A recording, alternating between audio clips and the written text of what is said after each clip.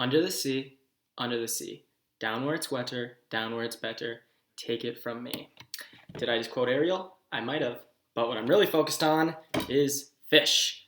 Raw fish, as well as cooked fish. Today, I'll be teaching you how to make sushi.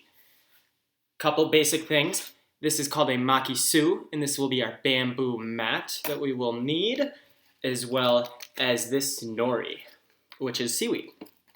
All the ingredients you will see today you can find at any grocery store, Cub, Walmart, Target. All of them will have that.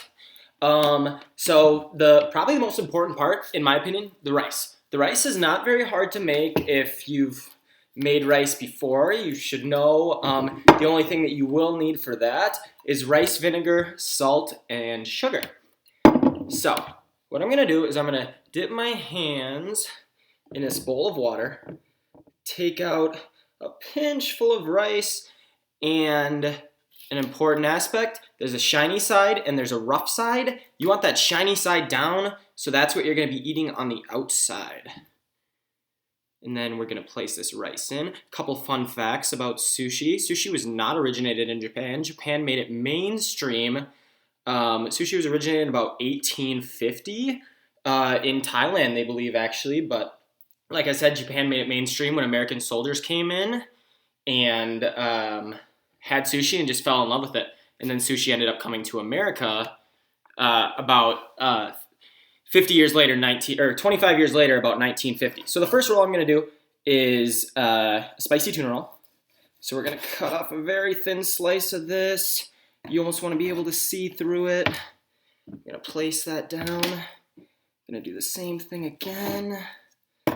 And that should cover up the whole thing.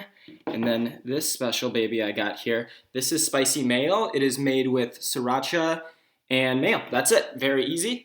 And we are just going to place that. You can't put too much in here because it'll leak out.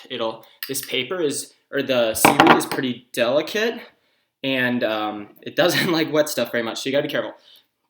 And then I'll also be putting some cucumber on there for crunch, which I like a lot.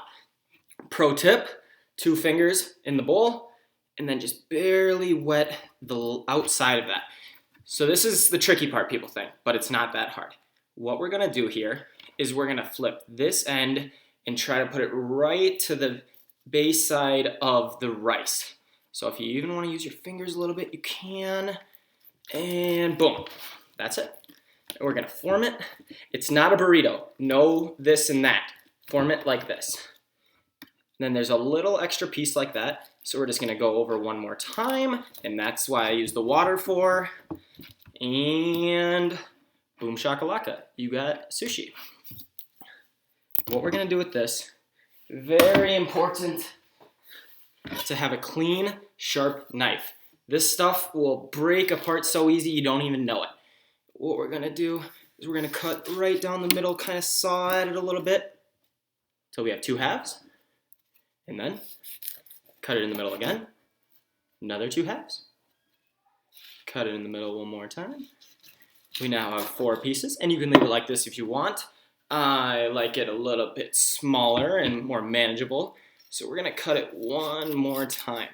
Lots of people eat sushi with chopsticks. It was never intended this way. People say just eat it with your hand, so,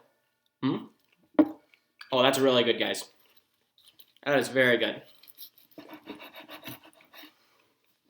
Making sushi is kind of an art, so how you can dress your plate up or the way you can make your sushi look is very important.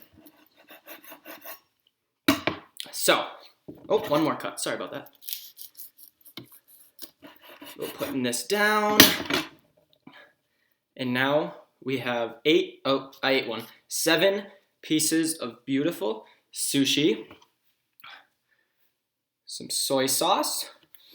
And you know what? Why not just add a little flair to it?